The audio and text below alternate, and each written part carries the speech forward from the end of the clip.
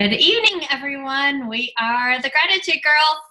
Good evening, good morning, good afternoon. Rah-rah is in the house. I am Catherine Asaro Myers, speaking to you from Toronto, Ontario, Canada. Hi, Laurie. Hi, Catherine. How are you? I'm wonderful now that we're here. How is everything over in your neck of the woods tonight? It is absolutely wonderful. I see you are in Tennessee. I am in Tennessee today. And I was stalking you a little bit today. I wanted to make sure I knew everything that was going on. And I saw that you started decorating your house, which is behind you, because you really like the fall. Look at that. So what's going to make your room so fragrant? What's your secret to that decoration there? So I've got lots of different candles. So yeah, all different kinds of fall scents. I don't even remember what all ones I got, but I got like 20 candles. And yeah, my to-be daughter-in-law came by like an hour ago and she's like, do you have any candles that aren't lit? No, I don't think so. Well, Laurie, when I started to read what you were writing, because we type or we write something, and I saw that you were talking about the scent, and I started to imagine myself there with that, thinking, does that smell like pumpkin or cinnamon? And I want you to know that when you have a professional stalker like me, I really catch everything that you say, and I'm imagining everything that you're doing, because before the show, I like to get the vibe of what's going on. Like to let people know how I am, and I like to know how they are. So I didn't have a chance too much to catch up with you today. So I thought I'll take a few minutes before the show, and we'll let our audience know. For some of our audience who is new, welcome. It's great to have you with us.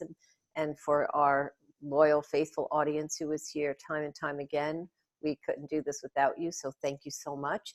But Laurie, for the new people that are joining us, and maybe even for our awesome guests who we'll talk about in a few minutes and speak to, can you share why are we here? Why are we called the Gratitude Girls? What are we doing here? What makes that story? Or I don't know, is it true? Well, are we really Gratitude Girls? Who says that? Who calls us that?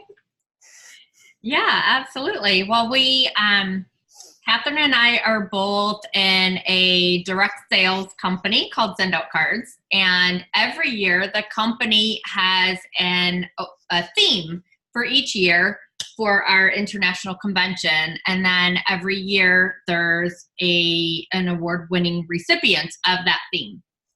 And so every year from the beginning, it was always one person. And I believe every year since we've had it, it's always been one person. But this one year in 2013, there was two. And nobody knew that there was going to be two either. And so our CEO is always secretive, and he tells all the attributes and all the accolades about the person. And so then he announced Catherine, and he called her up on stage, and everybody was taking pictures and videos, and I was too, to get ready so I could send out cards to tell her congratulations. And then he said, but this time we have a tie. And so then he started talking about the next person and giving their attributes or accolades. And I kept thinking, wow, who could it be? And I was like narrowing down, because he would say like they had been there so many years. And I was like, okay, so maybe it's this person, because there's not too many people that have been there longer than I have, or close to the same time. And so, and then all of a sudden he said my name. So Catherine and I met on stage in front of thousands of people. And it was just kind of like one of those, like how people say when they're dating that was love at first sight, it's kind of like that with us, except for friends and business partners. And so we met on stage, and we knew that there was just something that had to be done with it, that there was a reason for everything that happens in the world. And that's when Gratitude Girls was born, in like 2 minutes. Laurie, thank you so much. Every time we go and talk about this story, it takes me to that exact moment. And we talk about moments in our life that change our life and change the trajectory of what is going on. And tonight, more than ever, I really understand that. Now, we're talking about over 6 years. And every day we live the Gratitude Girls and we develop our friendship and our business. But tonight, there's something about, maybe it's something in the stars, maybe it's something about the conversation we had before we started the show. But I really understand that when we meet someone, and it was instant, like friendship, love at first sight, not like a crush love, but a deep feeling, emotion, meaning I was enamored with the fact that you were such a decorated professional and that I heard so much about you and thought, what would it be like to be friends with a woman who has sent the most gifts of anyone in our company? What would it be like to be the recipient of someone who receives something from you with your kind heart? And when we met on stage, I truly felt this connection. And when we stepped down those stairs and we kind of like helped each other down the last step, I knew. And then when we spent the rest of the time together. But what I realized tonight is partners and friendships are things that most people have to work really hard at. Like, oh, they have to get through things and, oh, the communicate. We do not have any of that. And this is an amazing, like we both know that in life, in the family and friends, and things are, we have to work at it. But you and I fly through it effortlessly. And I wanted to attribute that to whatever it is that we both put in, and maybe it's because we put all in. There is no effort in this friendship and this partnership that is anything other than pure joy and happiness. And I thank you for that, because I don't think I have had that in my life at all. I have developed a level of friendships with people now that are on a much higher vibration. And I believe it's all because of what we've been doing over the last 6 years, that we know our standards of communication and relationship building because of our direct sales company and because of who we are and all the things that we do in our private coaching and communication business. But thank you for that. I wanted to make sure we have, at least a minute of our time to the fact that you make my life so much easier and so joyful. And this is such a pleasure to do this show with you and our guests. Thank you for that. Thank you. I totally agree. Yes, it's nice when something is effortless. Unlike when I get into the kitchen and I think, what am I going to do? There are some things that are effort, and some things and some relationships you just have to. Now, talking about relationships, we have a guest tonight who I am certain has a book worth of stories when it comes to people and relationships, because there is nothing more enjoyable and more stressful than making the biggest purchase, short of big yachts, the biggest purchase in their life, or planes or helicopters, the biggest purchase in their life is usually it's our home. Whether we buy it or we borrow for it or we beg a family member to help us get into it, whatever it is that people do, it is a stressful and joyful double-edged sword. And our guest tonight has over 12 years, and I'm sure with the family history, it must seem like 2 decades of experience in this field. I want to introduce Ryan Barnes, a broker from Sotheby International Realty in Ontario, Canada. Hi, Ryan. Hi, Catherine. Hi, Laurie. Thank you so much for having me. A real pleasure. The pleasure is all ours. I love that intro. It got me very psyched. Well, I want to meet you all over again. I'm thinking about, my passion for real estate. There is just no words. There are no words for how I feel about looking at properties. And I could do that all day long. As a matter of fact, I'd like to spend a day shadowing you. Oh, if wow. you would be up for that, I'd like to devote one full day, and you would let me shadow you. And at the same time, I would give you some ideas on what I would do if I were able to sell real estate again in this day and age. Oh, that's right, because if you're a former agent yourself. Right. I'm a broker of record from New York from over 36 years ago. Yes.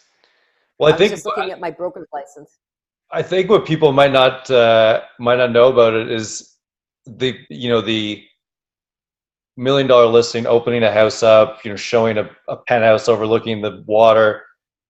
That's a very small part of what you do. It's all the other stuff that gets you in there it's actually kind of boring and monotonous, but you actually have to do it, or else you never get to show those really nice places. The phone, you don't sit at your desk and the phone doesn't ring, and they say, "Oh, come list my penthouse by the lake." You have to go make it happen. Which, I mean, you girls are no stranger to this.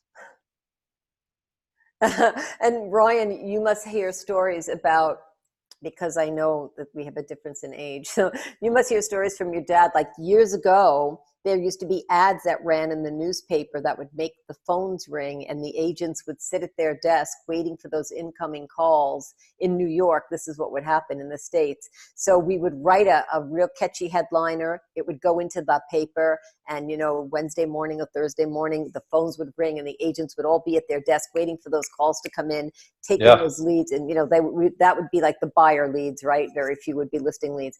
And you're right, some of it is tedious and boring and what happens, but again, it takes a craft. It's an art to be able to get a foot in the door to someone's house and let them let you in, have them let you in, and sit down where they're not like, I can't wait till she goes or he goes, where they invite you. So tell us a little bit about, and you have the knack, like I can definitely say that. I know that firsthand. I know how you operate. You're welcome. I know how you operate, but what is it like for you? Like, how do you get people to be relaxed? Like, I think I just called you like that. Like we just met over the internet, and that was right. That was like that for us. So what is it like for you? How do you get people to relax? Well, I mean, I think it might be cliche at this point, because I'm sure this is what everybody says, but I think it's,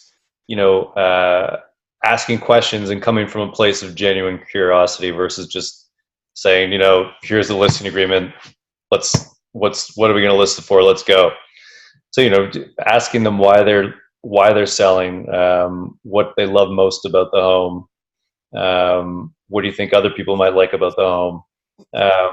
And buyers, it's different too. For a first-time buyer, they're pretty scared. As you say, it's their first, it's the biggest purchase of their lives, and then they're not sure how it's going to work and how the financing going to work and how do I get the key. So you're just going over every aspect, making them feel comfortable, being knowledgeable, but don't be showy. Just be question based and be helpful. Right. That's a great perspective. Be question based. And Ryan, I'm so sorry. Ryan, that's all right. Yeah, I was just going to say, as a buyer, that's why I said Brian, as a buyer, I don't know if it matters. Like, I've bought 15 of my own homes. Yes. Every time it's scary, even though we have a level of knowledge and experience. Because when I was 20 and I bought my house, my criteria was different than at my ripe age of 25 plus now. And it's scary because you wonder, am my needs going to keep changing? And we know our needs change. We know that, and we know it more now than we did before. We think, oh, my house, I'm going to live there for whatever. And I haven't lived. Every time the house needs to be painted, we sell. We never clean the windows more than twice in a house. We're usually out of there.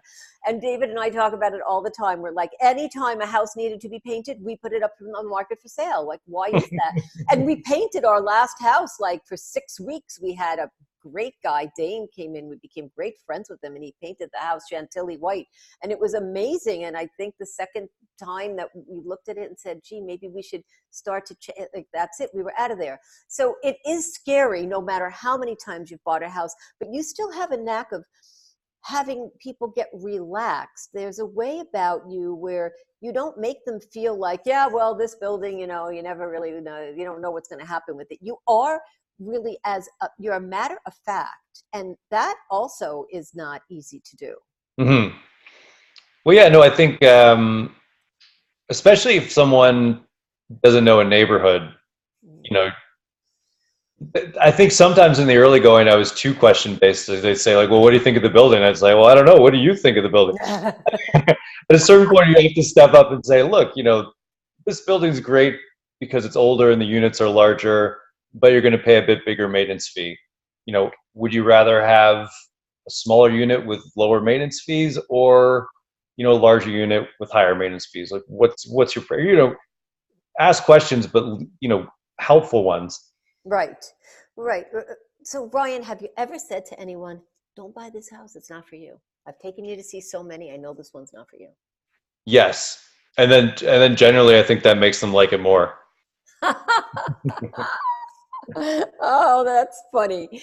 I had an That's inspector once go through, you as a buyer, you hire the inspector, you're paying the inspector for their opinion, and they looked at them and said, "Don't buy this house." And the wife looked at the husband and said, "We're buying this." Like, I don't. All right. I don't care. Yeah. That's funny. Ultimately, it's their decision. You can only, you're there to help and ask questions and guide them and provide your expertise. But at the end of the day, it's up to them. And talk a little bit about the trends. Like I was reading in Pinterest today that nails are square and short. So I went and had my nails done and I said to Rawan, Pinterest tells me the trend is square and short. Yes. Like, okay, so tell me that I could go on Pinterest and I could find out the trends and I can read all these Harvard and Forbes and I can read Toronto Life and I can read all kinds of articles and things. But tell us, what is the trend right now? We'll talk about Toronto, Laurie, because we're here and maybe that's the best market to discuss. What is the trend right now in Toronto, Ontario? You mean in terms of what's going on in the market? Sure. Okay. Well, the sales were up over 10% from year over year. Prices were up, I believe it was about 5%. I did my market update. I normally do them at the beginning of the month, so the numbers aren't as fresh in my mind. Days on the market are where they were also down. So the average days on market in August 2018 was 25, and I believe we're down to 21 days this previous August. So, some of the factors that would affect these things are interest rates. They're getting lower. There's less on the market. So you have lower rates, less on the market. It's turning back into a seller's market again. Wow. So, yeah. Wow. So Ryan, let's talk about this. Laurie, you're going to fall off your chair. What is the average selling price of a property in Toronto? Well, the average price of a detached home. Do you want to just say that so people? Okay. Well, let's do both because I want Laurie to hear this because I talk to her sometimes about what the rents are here and she's like rolls her eyes at me and goes, "What?"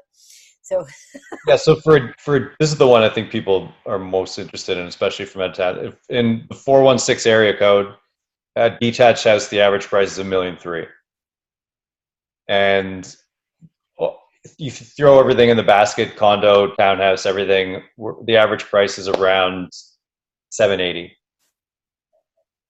and that's everything all together. wow. And that's also the 905 too.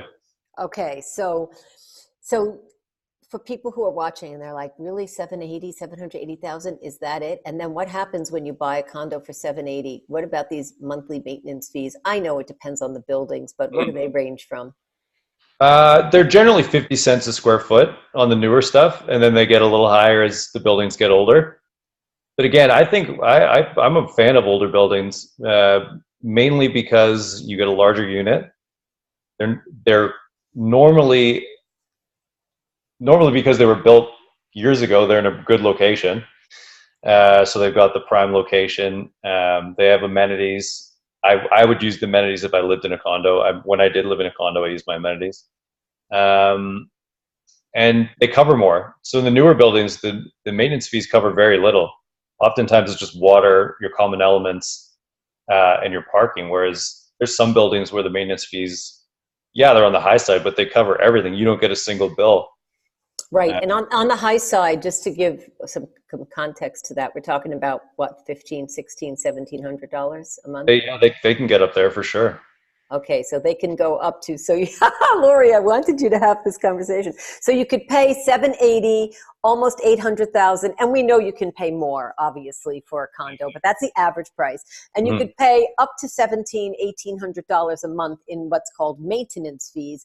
But again, if we break that up, right, Ryan, we're talking about in a single family house, you have taxes and you have the exterior, the grass, the snow removal, you have the repairs of the house. I bet if you add all that up, it comes pretty close to what maintenance fees are. You're probably right, yeah, because if you figure your general upkeep on a house, I've heard a property manager peg at about 1% of the value of the home.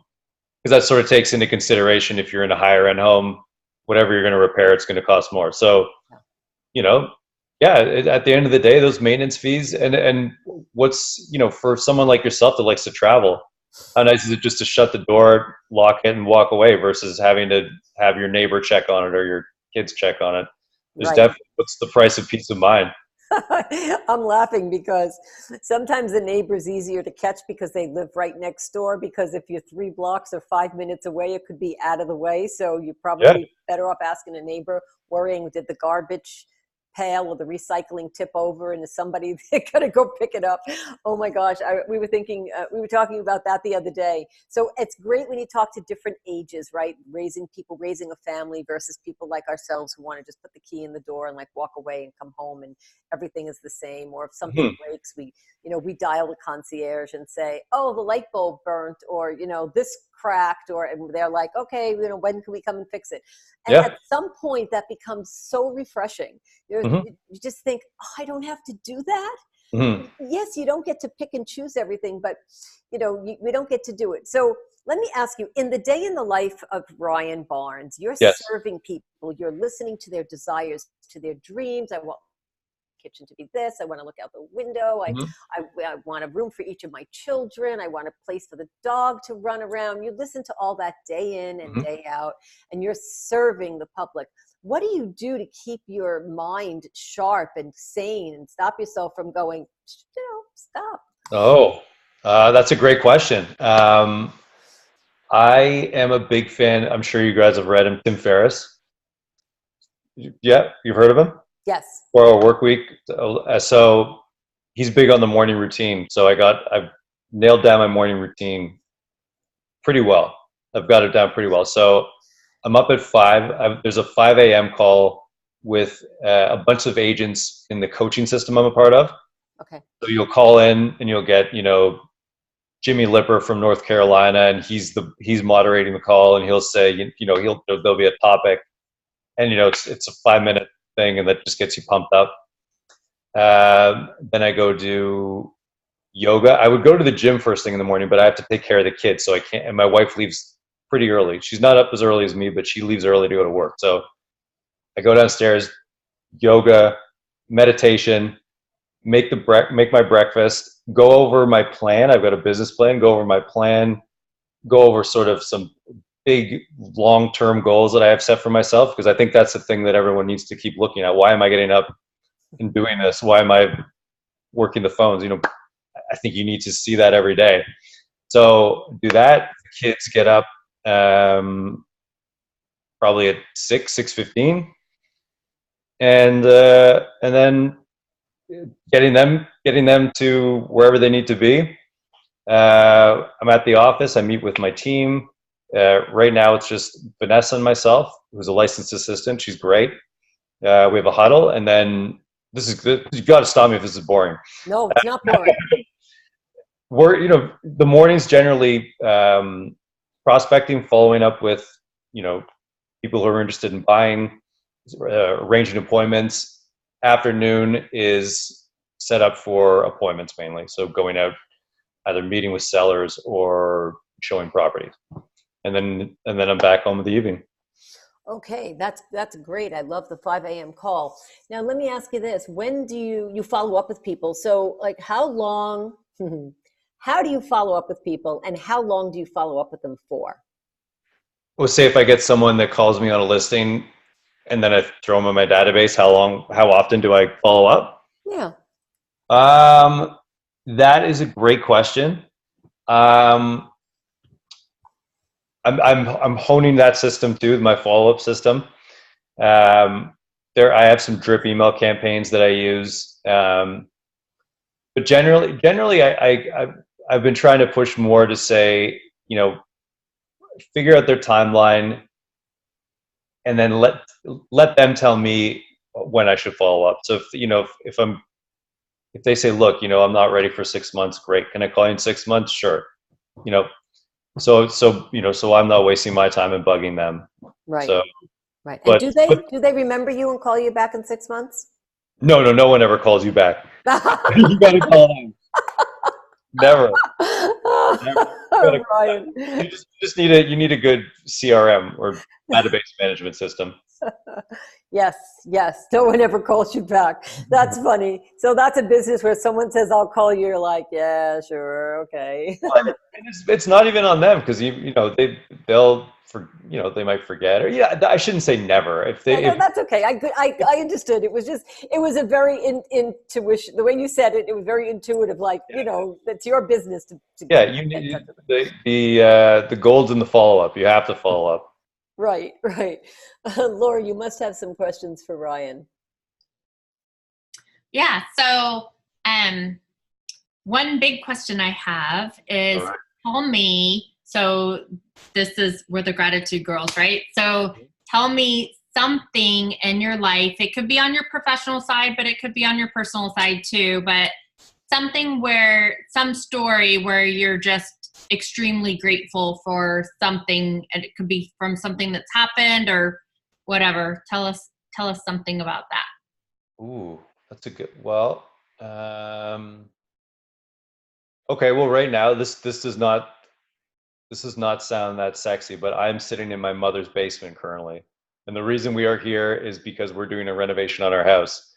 So, and that's one of the hardest things I've found for people doing renos on a house is, where do I go in the meantime, especially with kids, because in Toronto, there's no short-term rentals, or very few, and if they are, they're insanely expensive. So I'm definitely grateful for my mother allowing us and my two crazy kids to stay here while we're doing our reno. Luckily, we have a great contractor, so we're going to be back when we thought we were going to be. We're getting back this week. But I am grateful for that. So it's sort of personal and professional mixed into one. And the house I can't wait to see how the house turned out. It's going to look great. That's exciting. Yeah. Yeah. Awesome.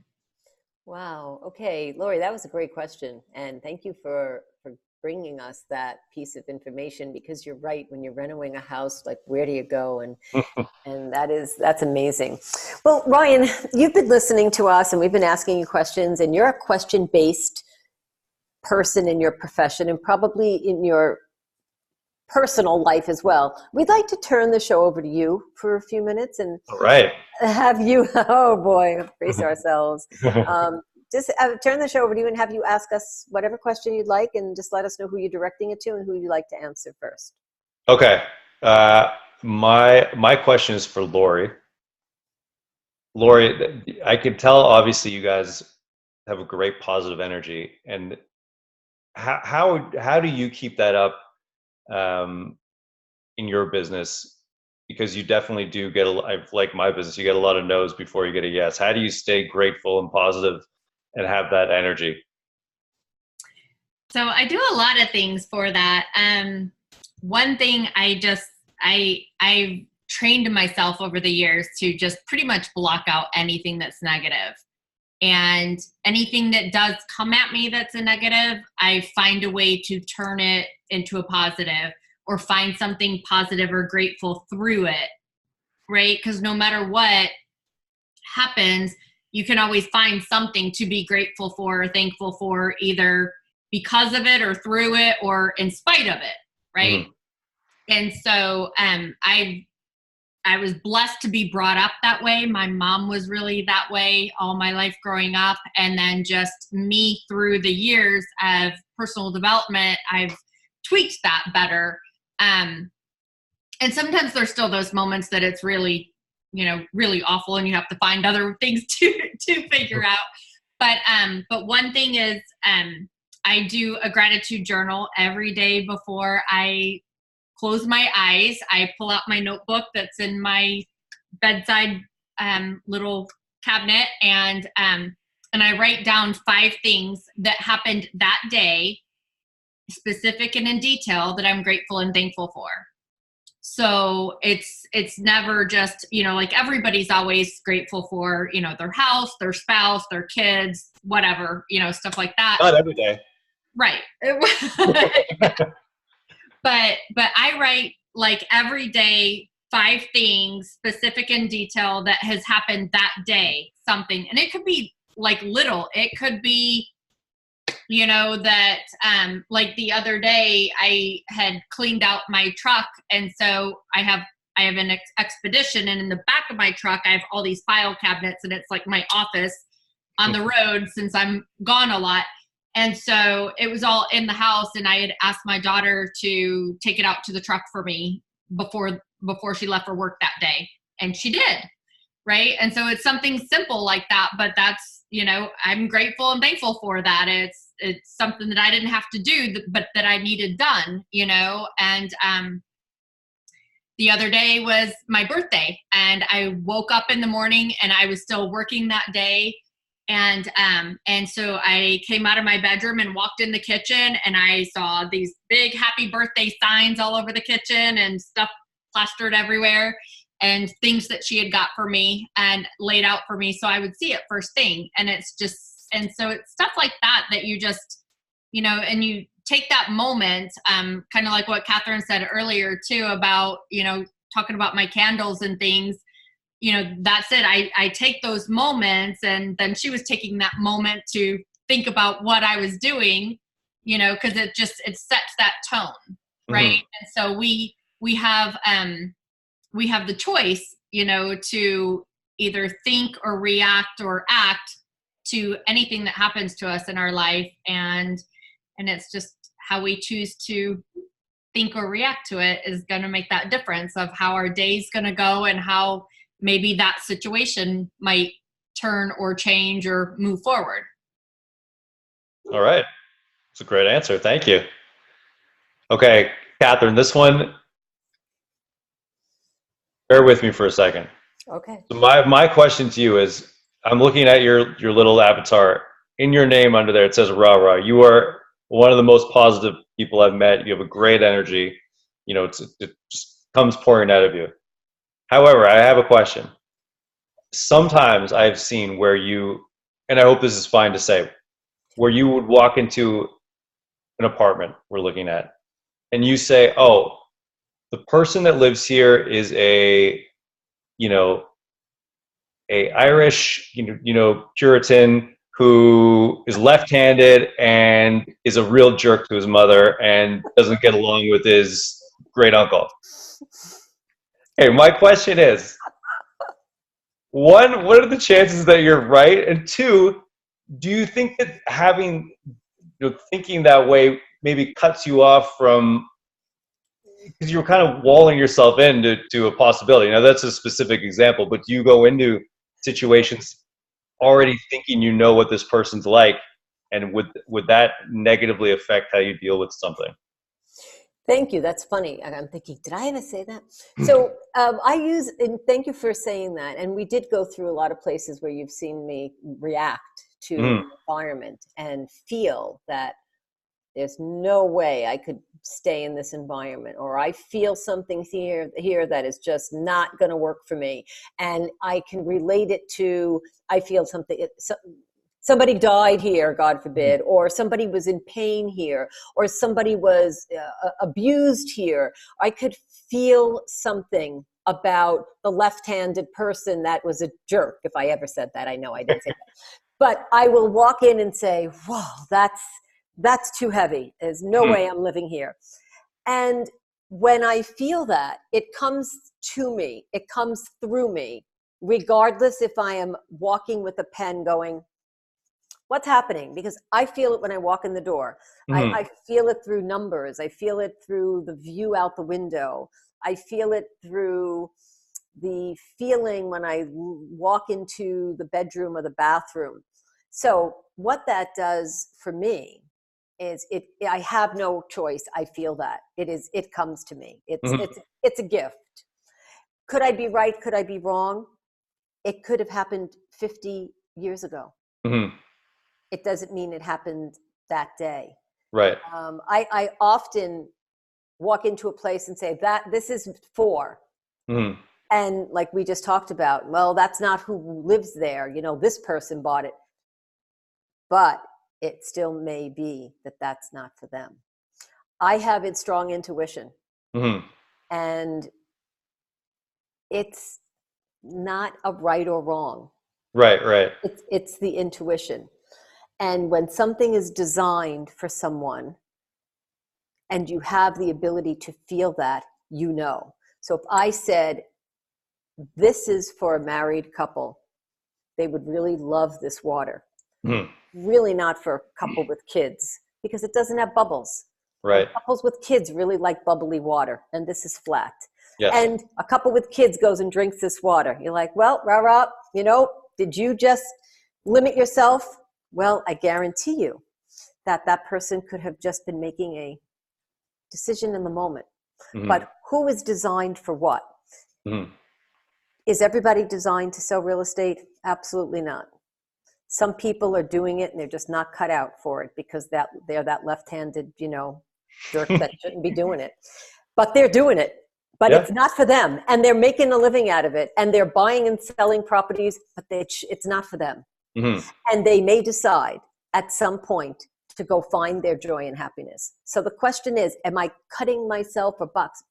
Not at all. I feel what I feel. Yeah. And through that, I allow myself to take those vibrations, and I walk through life. You know that saying, they walk amongst us? Mhm. So there's a funny negative connotation about that, right? It means they walk amongst us, no matter how bright they are. But the spirits and the energies walk amongst us. Every place, every space has a life of its own. Mhm. I know that when you walk into a house, you get a feeling. I know that because you've been doing it for so long. And you maybe don't prejudge, but people who have abilities to feel and have a deep empathetic communication, it's a gift. And then sometimes it's something you always have to manage it. Mhm. And when someone who has that, and I have friends that are skilled, and I've told you this, I have friends that are skilled. I could talk to people, my friends and I, Laurie and I, we could talk about something and sight unseen, we can come up with the whole back history on it. We don't even have to see it. So I don't believe it cuts anything, but if I'm answering your question specifically, what I need to do is be very aware of what I'm feeling and understand that that feeling may or may not be meant for me, but it will go through me and around me. And then I get to decide where I put my energy. My energy walking through it could change the entire position of what happens after. And that could be good enough. Right. But couldn't that feeling that when you're walking through it be affected by whatever happened to you that day? Well, I am feeling and receiving things that are happening all around me all day long. Yeah. So if you assumed I was a person reacting, then you would say, yeah, you're a reactionary person and you just had a bad day, and you're saying you feel that this house had somebody with heavy energy in it. Well, test that. Go into a place and see how you feel about it, and then go back and see how you feel about it. And David and I are a good example. Often he will say to me, what do you feel? And he'll rely on me to give him an answer. But there are times that he would sit in the driveway and never get out of the car and say, I'm not going in there. I'm like, Okay. why? And do you get the same vibes when meeting people? Oh, yeah. I was much more interested in that. But the thing is, what if you met me and the morning you met me, my kid ripped my shirt and spilled grape juice on it, and my wife and I got in the fight the night before, and I'm grumpy and I look disheveled. Wouldn't that make it? Or you saw me after a workout and I just closed a $10 million sale. You're going to meet a vastly different person, but I'm the same person. So Yes, you're right. I would meet the same person. And so would you when you see people and you take them out. So if your question is, am I affected by what goes on in my day? I practice to be neutral and to be very receiving on when I am with someone. I wouldn't judge you if you did have a ripped shirt, right. nor if you were early or late or sent me to the wrong address or walked into a house and the house was locked and I couldn't get into it. I wouldn't be like, oh. Because your intention speaks louder than your shirt or your pumped biceps. Your heart and your intention are what shows up in the room before anything else. Yeah, and the way you look has nothing to do with your aura or your energy that you put out. That, you know, your all of your being comes across, just like your integrity. You know, people can see through that, you know, when you, that's why like we do these videos rather than just phone calls, because people see your eyes, you know, and the eyes are the windows to your soul. And, you know, and you can't hide behind that. I mean, some people are really good liars, but most people, you know, you can't see through that. So that's where, you know, I just had to jump in and say that. Thank you. Like, yeah, no, that's what you see, Catherine. Yes, thank you. Thank you. And Ryan, when we see people that have difficulties, or if I meet someone and they're presenting a problem to me, I don't judge that person with, like, if somebody says something to, and I'm in a business where I listen to all kinds of things, that doesn't mean that's messed up. Wow. You mean that you lost the keys to your house and you can't find your car, you must not be bright, or you lost $1 million in the market, or that's not a judgment, because really we are all human beings. So am I affected? Is my day affected by how I see someone? I would like to believe that I'm very neutral. Now, if you have a great day, or if I have a great day, and if I'm a professional and you're a professional, we're going to be able to do our job. And Laurie, I know you can speak to this. No matter what happens in our life as professionals, we move on. We don't forget. We carry on, is maybe what I should say. And in carrying on through the trials and tribulations of things that would break your heart if we told you, because some of the stories we have are very public, but you may not know them yet. They would truly break your heart. You'd say, and what was that day like? And what happened? And at the end of that day, we took the left foot and put it in front of the right foot, and put the right foot in front of the left foot. And that, some of that is heartbreaking to understand how we've gone through it, but we have. And that's what makes us stronger, and understand why can we see despair from so far away? Because we have felt it. Why can we see love from so far away? Because we have it. And how can we see fear and smell anger? Because we've lived through it. So because we have had all of those things happen to us, and they pass through us as those who have this ability or gift to do it, because, you know, it just happens to some of us, then you know that it doesn't truly affect what happens next. We get to bring it with us, and we get to walk through it, and we get to bring it to our 30s or 40s or 50s or 60s or 70s. So it is wonderful to meet people that have these positions, because I usually stop and think, what have you lived through? And how can I learn from you? And some of the lessons are left right in a room and the people are gone, but their lessons are still there. So when we walk in and we open ourselves to feel what those lessons are, it's amazing. Silly little things. I need to tell you the story. Today, my friend and I were in St. Catharines, and we were walking into Starbucks, and there was a man sitting on the curb, and he asked us for money. Now, you know, most people just don't have money. I had a Starbucks card in my wallet, and I didn't have cash, but I went inside and I said to her, oh, when we come out, we're going to give him some money. So he was on the curb. So we went in, I used my Starbucks card, I had some money on it. And we came out, and I said, oh my gosh, I didn't get any change. Let's go look in our change purse. So he was sitting on the curb, and I said, I am so embarrassed. I really don't have cash on me. And he said, I know. I'm asking people all day long for money, and nobody has cash. So we started to laugh. So we found some change. My friend had a toonie, so we gave it to him. I said, I saw you had a coffee, so I'm glad that you were able to buy a coffee. And then it dawned on me. I'm like, you should ask for plastic. And he looked at me, and I'm like, yeah, for $59, you could get a square, and you could start swiping credit cards. And I was going to say, you could ask for the Starbucks card, like the one in my wallet. And he said, you need that on your cell phone, right? Like, look at me, I'm sitting on the curb. I don't have, and I said, you're 2 steps away from getting more money. Go get yourself a cell phone and then you can buy the square and you could. So he was laughing. And then like 20 minutes later, we saw him riding a bike. So the reason why I'm saying this story is, here's a guy that most people would probably pass up and say, oh, look, he's homeless. And who knows? This man could be a millionaire for all we know. And he could have just had a bad day. We found a great laugh with him. And he was looking at me like, duh, how could I swipe a card? I don't have a cell phone. I'm living on this curb here.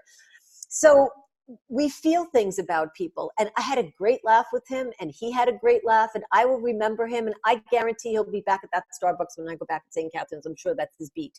And next time I see him, I'll give him money. I'll make sure I have it in my wallet, or I'll give him the Starbucks card and I'll say, here, I told you to take plastic. So we find things in people and we are attracted to people and we have conversations with them, and sometimes it changes their life.